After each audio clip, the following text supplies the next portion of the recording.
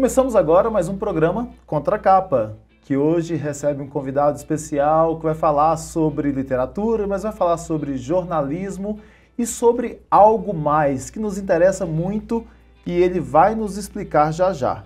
Então, só para você entender, Contra a Capa é esse nosso encontro semanal em que a gente traz aqui escritores e escritoras mineiras ou com forte ligação com Minas Gerais para poder falar sobre a sua obra, sobre a sua vida, curiosidades mais, e é por isso que a gente tem esse espaço aqui, para dar visibilidade e para receber gente que é mineira e que escreve sobre Minas ou não, ficção, romance, por aí vai.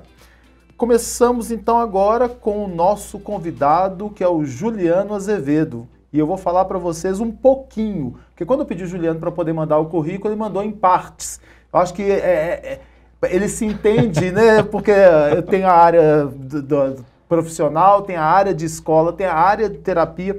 Então eu juntei aqui algumas coisas. Ele é terapeuta especialista em psicologia transpessoal. É professor universitário e formador de consciências. É escritor e é jornalista. E também é graduando em psicologia. A gente vai falar sobre isso aqui. Mestre em estudos culturais contemporâneos, né, pela FUMEC, especialista em psicologia transpessoal, que eu queria que você explicasse um pouquinho o que é isso. Especialista em gestão de comunicação corporativa, bacharel em jornalismo, membro do Colégio Internacional de Terapeutas e fundador e mentor da Casa Coração da Consciência, que é um espaço de terapias e cursos de autodesenvolvimento humano em Bom Despacho, que é a cidade onde você nasceu. Sim. Juliano, seja bem-vindo a esse espaço nosso aqui para poder falar de literatura, mas não só da literatura. Literatura você tem aqui, a gente vê alguns exemplares, né, que ele trouxe para a gente, de livros que ele fez ou que ele organizou, mas para falar também um pouquinho das suas curiosidades. E aí a gente já começa assim. Onde que essa terapia transpessoal entrou na sua vida e o que é ela? Tio Flávio, obrigado pelo convite. Prazer não estar aqui com você aqui, muito honrado de estar aqui, muito feliz, né? E assim, quando você fala de mineiridades, né? Eu acho que eu sou um mineiro típico, né? Porque eu sou mineiro que tem sotaque e eu tenho muito orgulho do meu sotaque de mineiro, né? E gosto de ser reconhecido nos lugares que a gente vai passear. Não é aquele que fica escondendo, não? Não, não escondo de jeito nenhum. E ainda eu tenho um sotaque de mineiro e um sotaque de Bom Despacho, porque Bom Despacho tem um dialeto. E aí, às vezes, assim, né, a gente encontra com as pessoas, a gente conversa lá com uma linguagem própria, né? E que até é tema, né, de alguns textos meus, porque é uma linguagem de origem africana. E a cidade inteira incorporou isso, né? Então é muito cultural essa linguagem para a gente, chama a língua da Tabatinga. Olha, eu não sabia disso. E já virou tema de dissertação da professora Sônia Queiroz, da UFMG. E eu gosto de falar dessa história porque é a minha origem, né? E às vezes, quando eu mudei para Belo Horizonte, a gente começava a falar, né? Eu falava as palavras lá, todo mundo ficava assim, que palavra é essa? Eu falei, mas essa palavra não tem aqui. E eu tenho muito orgulho de contar porque é muito cultural e a gente, né, na cidade, a gente se entende lá, né? Até com o nome dos ambientes. Deixa eu só falar uma coisinha. Ontem eu estava conversando com uma pessoa, falando dessa questão do capacitismo e tal, e que eu tenho uma dificuldade muito grande de substituir. Você tá doido?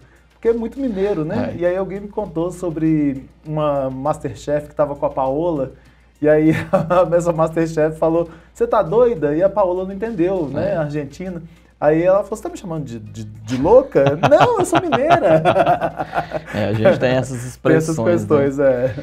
E é uma língua muito bonita, assim, né? Por exemplo, cachorro é traduzido como cambuá.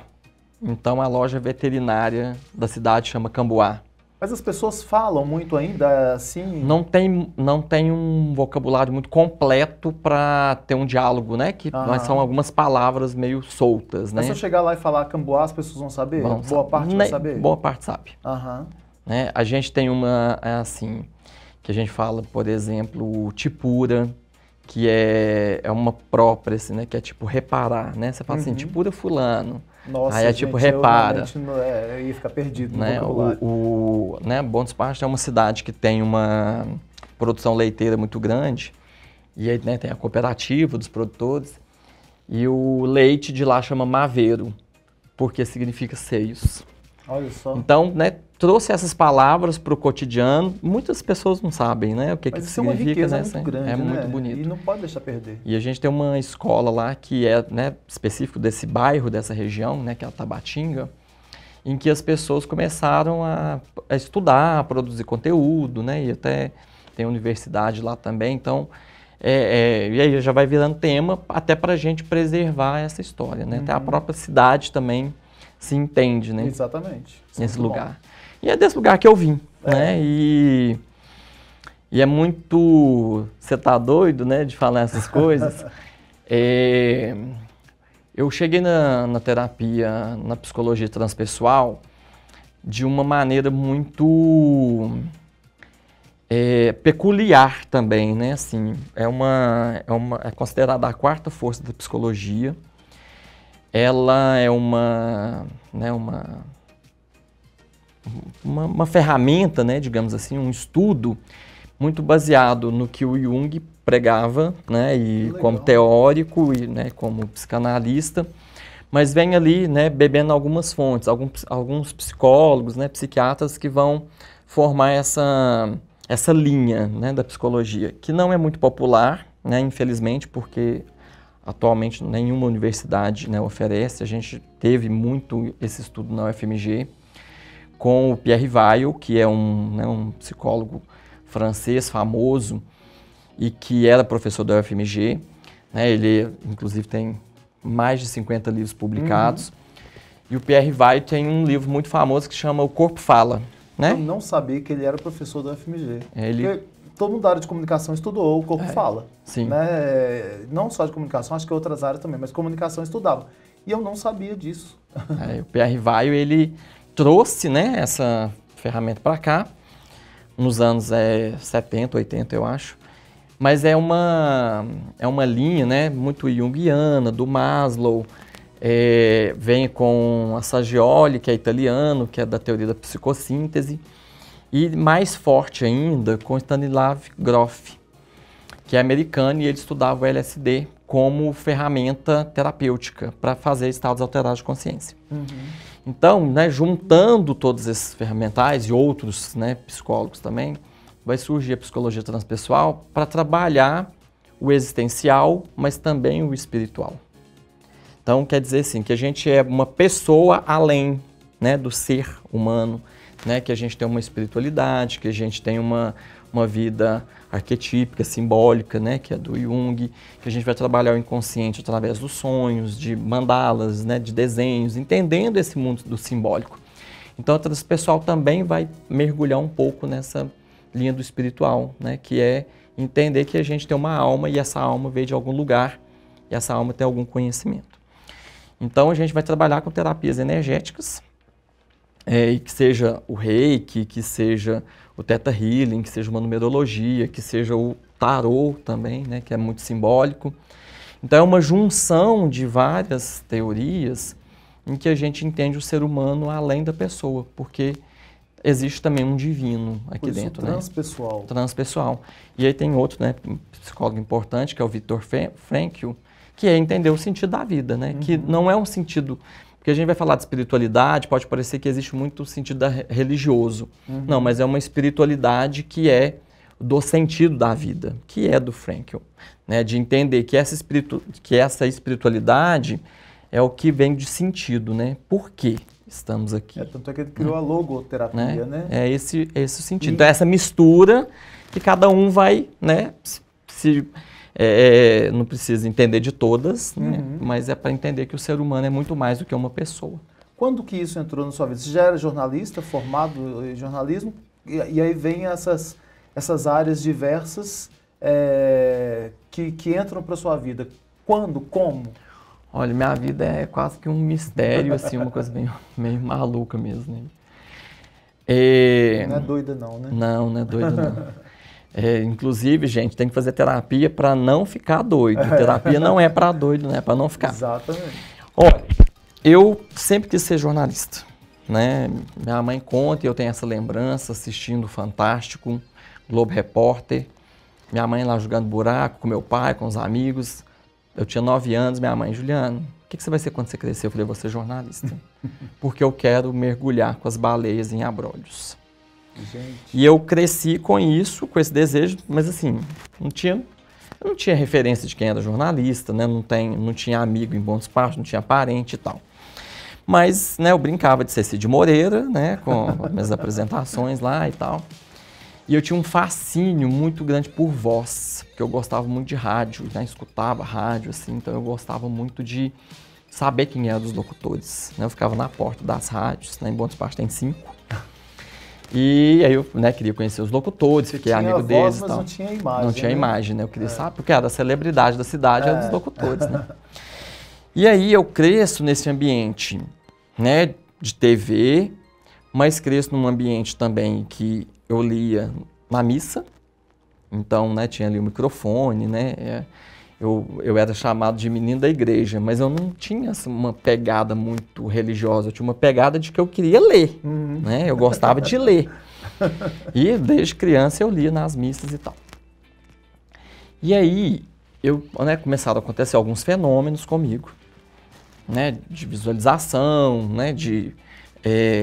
Né, para quem quiser acreditar, né? De ver espíritos, né? De conversar, de ter sonhos assim. E ali com uns 13, 14 anos, eu fui muito privilegiado que eu convivi com um padre, que chama Padre Jaime, escritor também, né, de 7 livros, e tive a honra de escrever a biografia dele já no final da vida.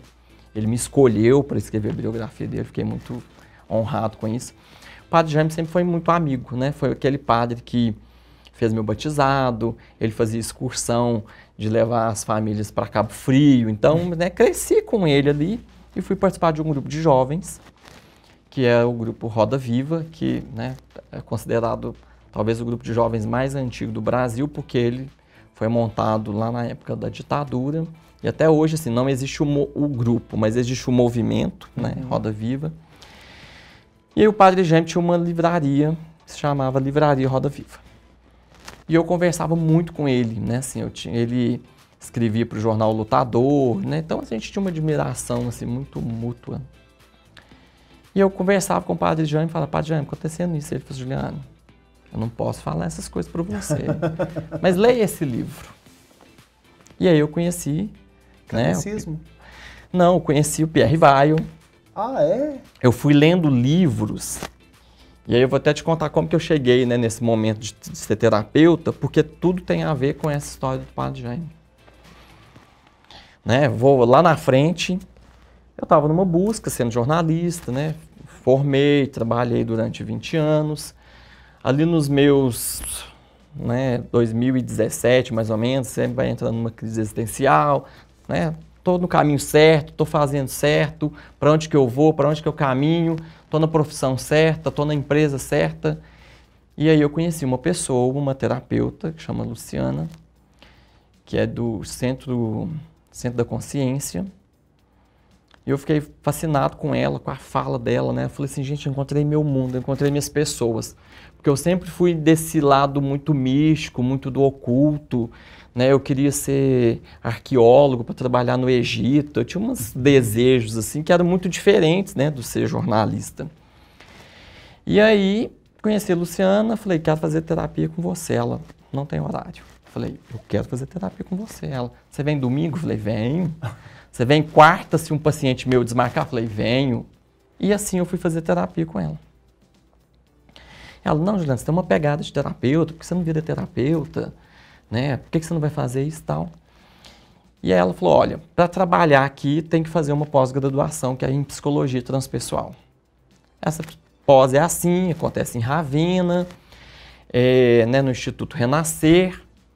Fui pesquisar no Google, falei assim, gente, eu já ouvi falar desse negócio. Falei, isso foi em 2017. Falei, isso já me pertence, assim. E aí eu tenho uma pastinha nos meus e-mails que está escrito lá assim, ler depois. Falei, eu já anotei essa pós. E aí eu tinha inscrito, eu recebi um release dessa pós-graduação em 2008. Nossa. E eu tinha escrito no e-mail que eu falei, depois. quase 10 anos depois eu falei assim, eu vou fazer essa pós-graduação um dia. E eu falei, então é um sinal que eu já tinha gostado dos temas, né? Quero estudar mandala, sonho, o Jung, né? Tem uma pegada assim muito, é uma pós muito marcante assim. Falei, vou me inscrever. E aí eu fui fazer um curso de Reiki. Eu já tinha feito um curso, eu sempre fui assim, acho que por um aspecto religioso, né, assim, até por preconceitos meus, né, de não ter determinados conhecimentos, eu sempre fiz as coisas muito escondidas, né. Eu tinha já feito um curso de numerologia, eu já convivia com um xamã, eu já estudava animais de poder, né, ou animais xamânicos, né, mas eu gostava mais da pegada do arquétipo, para estudar marketing. Mas aí eu ficava, né, tipo assim, eu estudo isso, mas eu não falo o que é. Uhum. De repente, lá no curso de Reiki, a professora Juliana, minha mestra, vira e fala assim, gente, o livro base do Reiki é o Mãos de Luz. Eu falei, engraçado, já ouvi falar nesse livro. Só que eu sou aquele curioso, mas eu sou cético. Então, assim, eu mergulho, mas eu também falo assim, sou meio terreno, né? Eu falo assim, eu tenho que ver para crer, né? Tipo São Tomé. Falei, já ouvi falando nesse livro. Fui lá na minha biblioteca, nos meus guardados, falei, eu tinha esse livro. E quem me deu esse livro foi o Padre Jaime, quando eu era adolescente. Então, as memórias assim, gente, acho que o Padre Jaime já me preparava para alguma coisa. Era à frente do tempo. Não, mesmo, muito né? à frente do tempo. Porque aí você vai vendo, quando a gente participava do grupo de jovens, a estrutura dos encontros, né, que a gente era adolescente, né, participei lá até na minha juventude, uns 22, assim, a estrutura era muito psicológica, mas a gente não estudava aquilo, né, tipo assim, gente fazendo, né. Só que aí você lembra, né, eu recuperando as memórias, a estrutura do encontro de jovens era toda baseada no Viktor Frankl. Que legal. Então o Padre Jaime era um sábio, né, e morreu recentemente, né, pós-pandemia, 92 anos, e ele, ou seja, eu acho que ele treinou a gente para esse caminho sem falar que era o caminho, até por causa, né, da própria igreja, né. Exatamente. Hoje eu acho que eu posso falar isso aqui, não tem... Você já deve ter escrito sobre isso não sou amarrado com ninguém, na né? biografia dele também, né? E aí... E o Padre Jaime era aquele sujeito assim, que conviveu muito na ditadura, né? Escondeu operários, né? Ele era um lutador assim, pela vida. Então, acho que ele formou, assim, e grande parte da história de Bom Despacho se deve à história do Padre Jaime, porque ele era de lá. Né, assim, eu lembro que tinha um projeto que eu ali tinha uns 13 anos, 14, que foi fazer teste de visão na escola. Então, quem levou esse teste foi o grupo de jovens. Né? Eu descobri que eu tinha miopia, então ele tinha uma influência muito grande. Tinha, sabe, assim, e aí tinha uma livraria, né? Então ele sabia, falava assim, olha, fantástico lê esse isso, livro. Né? Juliana, vai conhecer isso. Nesse fator, né, de fenômenos, eu lá, né, tendo minhas visões, né, ninguém sabia explicar, e aí existe um preconceito familiar com o espiritismo, né? Você não podia falar Cidade isso. do interior tem muito né? disso. Minha mãe é espírita kardecista. Minha mãe tem 90 anos. Quando ela descobriu o kardecismo, muitas amigas não entendiam, Sim. né? Amigas católicas não entendiam. Se hoje ainda tem algum tipo, mas naquela época, né, que minha mãe, bem mais nova, tinha muito. Sim, né? muito, assim, minha família é muito católica e tal. Padre Jaime me inscreveu lá, eu tinha 13, 14, eu não lembro muito assim, depois eu tenho que recuperar, num curso de parapsicologia. O Padre Quevedo, famoso ali no Fantástico, né, falando desses mistérios, né, e a série Arquivo X bombando, né, passava toda quinta-feira à noite, né, eu falava assim, gente, eu sou isso aí, mas eu não tinha quem desabafar, né, eu ia lá confessar, né. E aí eu fiz esse curso de parapsicologia e me abriu assim, uma cabeça para os fenômenos, né. Só que eu acho que eu era uma criança, né. Mas eu ia na biblioteca, eu lia livros, né, da Louise Hay, né, um livro famoso aí que é Você Pode Curar a Sua Vida. Então eu tinha uns acessos assim, muito diferentes, né, para as questões da minha idade. Então eu acho que eu fui lendo isso, fui descobrindo, né. Com 17 anos eu li o livro Profecia Celestina, que é um livro de um jornalista. Sabe, aí eu fui, né, me moldando e tal. Quando eu vou fazer a pós-graduação, eu falo assim, gente, eu acho que eu quero também ser terapeuta. Né? Nessa mistura toda, assim, eu acho que ser jornalista me ajudou a descobrir esse universo, né? De ser curioso, de ler coisas, né? Aí eu leio coisas assim que, tipo, não tem muito a ver, às vezes, assim, né? Com o que eu estudei de comunicação, por exemplo. Mas me abriu essas portas, né? De, tipo assim, de questionar, de ir em lugares assim, não, eu quero aprender sobre isso, eu quero mergulhar nesse universo. Mas o que você faz nessa área da terapia, que tem uma infinidade de áreas aí que você trabalha, numerologia, por aí vai, tarô? Tarô também joga. Isso, de alguma forma, conversa com o que você faz hoje? Que você hoje está dentro de sala de aula, trabalhando com comunicação em universidades, né? Com alunos de comunicação. Conversa com o que você faz? Conversa muito. Te ajuda em alguma forma? Conversa porque parecem muito. Coisas, né, distantes. São distantes, mas assim, talvez a abordagem que eu adoto, né, assim, eu não dou aula de misticismo para os meus alunos. Mas, quando eu vou falar de redação publicitária e de persuasão publicitária, eu vou falar de arquétipos. Né? O estudo dos arquétipos está lá no Jung. Então, eu apresento para os alunos o Jung, eu apresento o arquétipo, porque se a gente for no marketing, está lá os 12 arquétipos, mas aí eu vou mostrar que esses arquétipos estão na nossa vida. Que aí entra um pouco da psicologia. Legal. E aí eu vou misturar isso com psicologia do consumidor, porque é o jeito que a gente é convencido. Então, eu acho que até estudar isso me tornou um professor, assim, até mais, né, eu falo assim, eu abro mais abas do que possíveis, né? Porque aí eu vou misturando coisas e falo assim, gente, vamos olhar esse político aqui, né? Vamos falar, dou aula de comunicação e política. Vamos olhar esse político, como que ele se comporta? Ele tem um papel de pai, ou ele é mais mãe, ou ele é mais o governador, ou ele é mais inocente. Então a gente vai trazendo isso. E de repente, para trazer uma aula interativa, eu coloco todas as cartas do tarô lá no chão, não com o sentido, né, de olhar para um tarô de cartomancia, de previsão, não, mas do simbólico, para mostrar que aquilo ali está na nossa vida. Né? Que esse símbolo está ali de alguma maneira naquela garoto propaganda que está conversando com a gente. Só que a gente não vai entender isso, né? Tipo assim, eu não preciso saber do tarô, eu não preciso ter medo disso no misticismo. Mas nós somos seres que já carregamos o simbólico. Então é isso que me interessa, né? Como pesquisador, né? Estudioso e tal assim. Eu gosto de perceber que existe o simbólico, né? Da gente, por exemplo, tá andando ou vê uma propaganda, por que eu vou comprar aquela ração daquele cachorro?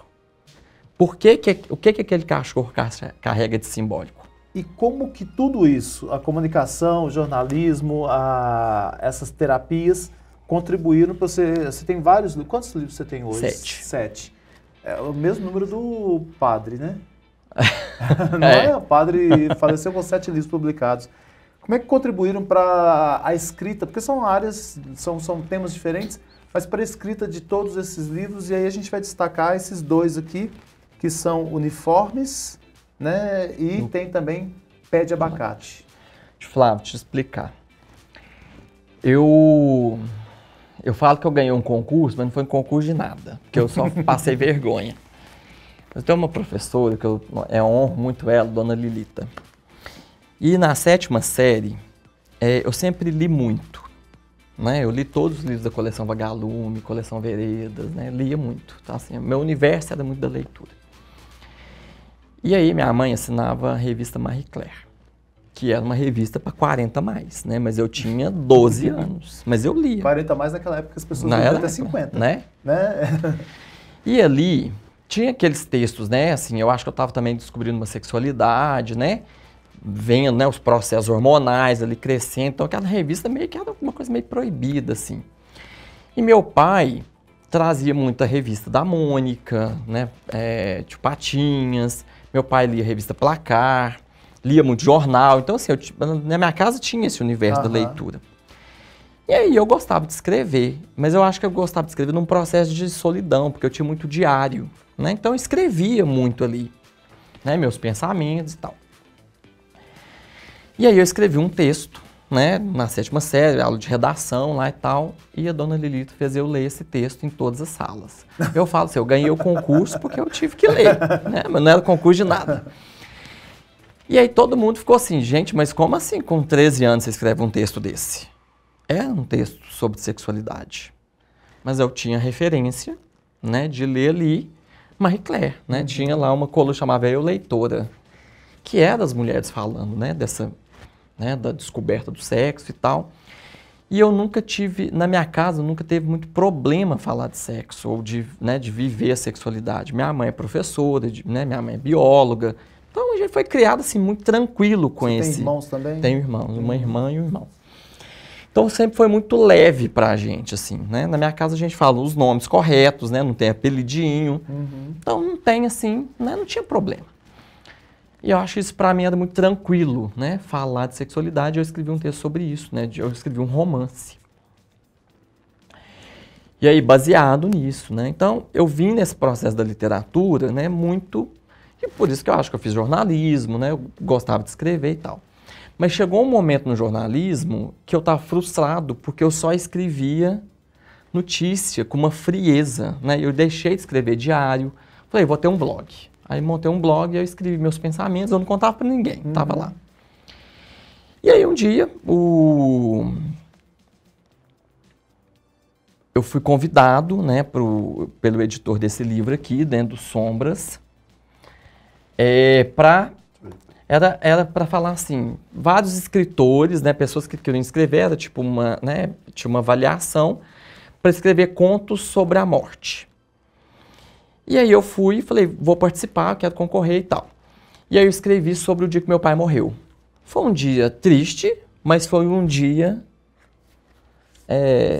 muito louco, né, assim, no sentido de, foi um dia engraçado, né, fatos que foram acontecendo na morte do meu pai, né. Assim, não tinha velório na cidade disponível, né, aquelas pessoas que chegam assim, no velório e colocam a criança dentro do caixão, né, foi um dia assim, muito inusitado. Falei, vou escrever sobre isso e tal, né, tem umas ficçãozinhas aí, né, no meio, e aí saiu esse livro e tal.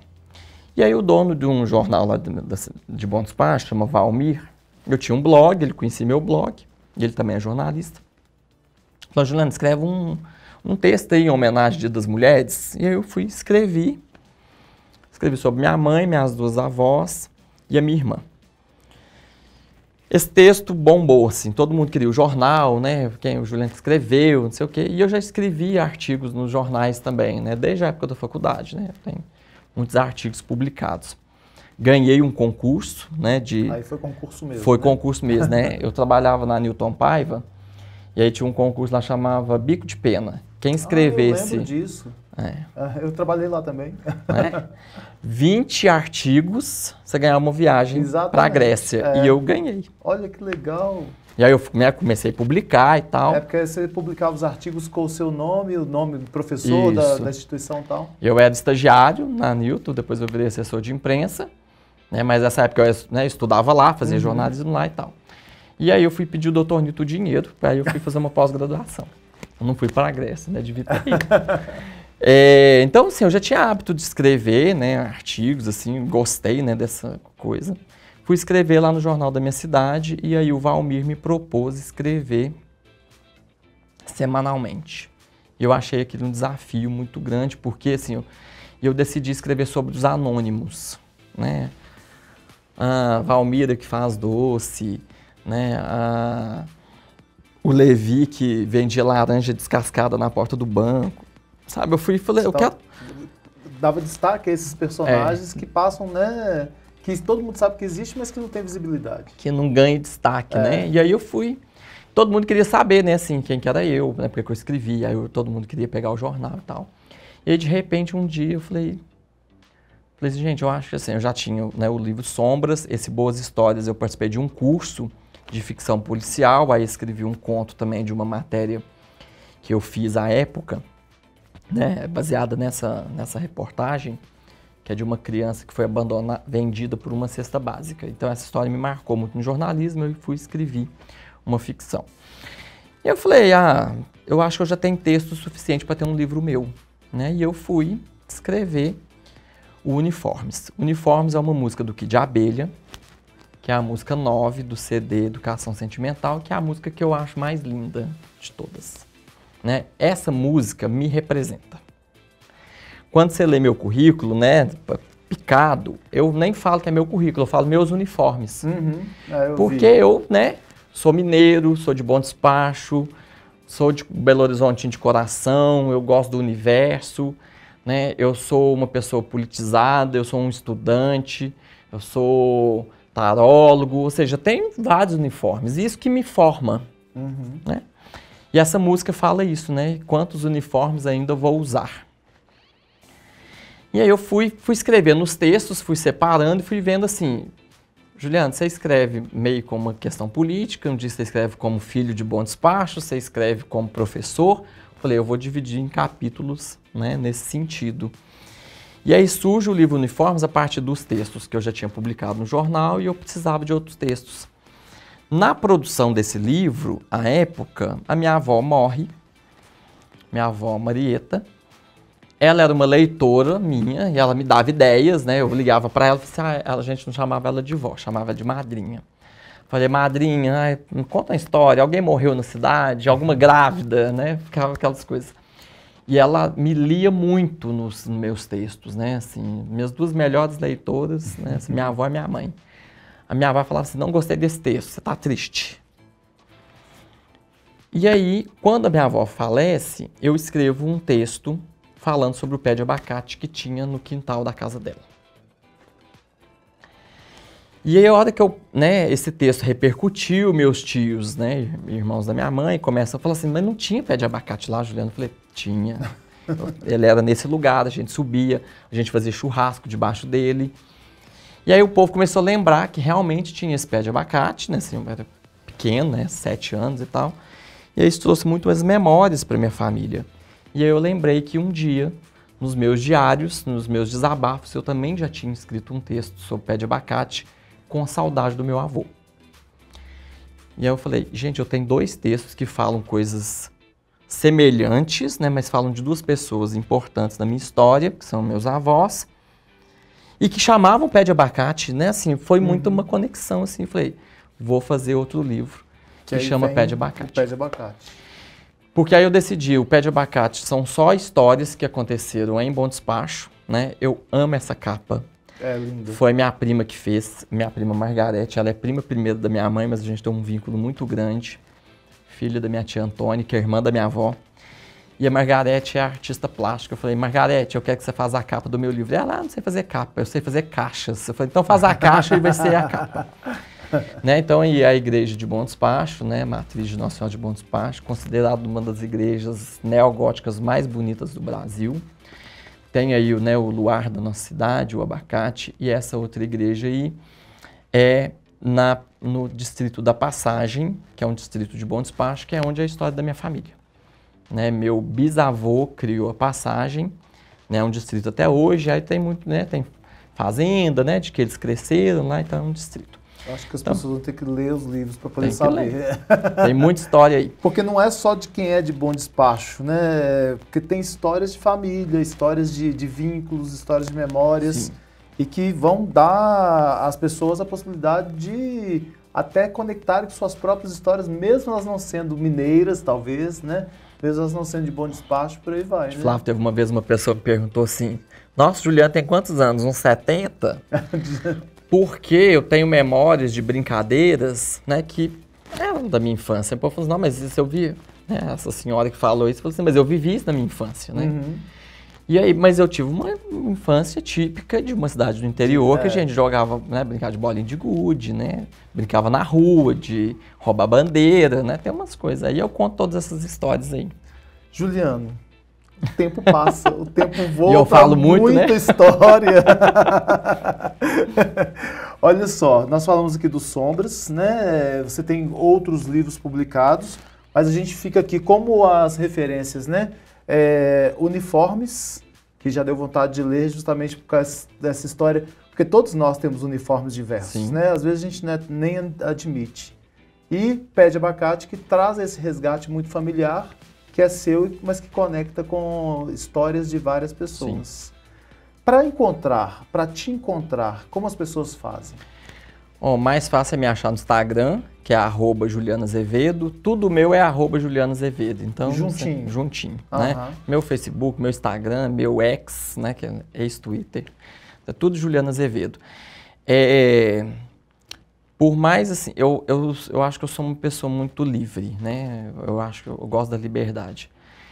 Meus livros não vendem em nenhum lugar, a não ser comigo mesmo. Ah, então ótimo. Né? Porque assim, a época, né, assim, eu fiz um livro independente, tem uma editora, depois a editora fechou, foi um livro muito colaborativo, né, assim, meus alunos que ilustraram, né, uma grande amiga minha de Bom Despacho, fotógrafa, Ana Paula, que fez as fotos do Pé de Abacate, né, assim, então tem uma participação muito grande, pessoas muito queridas, né, meus alunos do design gráfico que fizeram os desenhos, né, um grande amigo meu, que foi meu aluno, fez a capa, né, esse bonequinho aqui do Ken foi empréstimo de um amigo meu que trabalhava na TV comigo.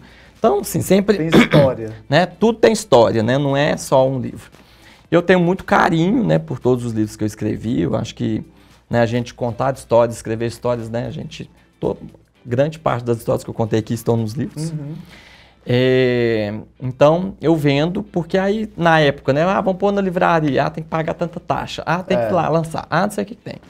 Né, meus livros foram lançados lá no CCBB, no café, né, que tinha lá, então, assim, foi um movimento cultural, porque é disso que eu gosto, né, então, assim, todo mundo que comprou o livro antes foi lá no dia, né, eu fiquei lá horas autografando, depois eu fui, né, viver na vida, então, você sabe aquelas coisas, você fala, não quero mexer com isso não, quero escrever outro livro. Mas se a pessoa te mandar a mensagem, você possível, consegue enviar. Consigo. Beleza. Ô, gente, nós temos que encerrar. Que pena. Já agradecendo aqui o Juliano pela participação e esperando outras histórias, né, que a gente possa contar aqui. Então ficamos por aqui, Juliano. Muito obrigado, já que a gente começou com as duas mãos, encerramos assim. E encontro você no próximo episódio. Até lá.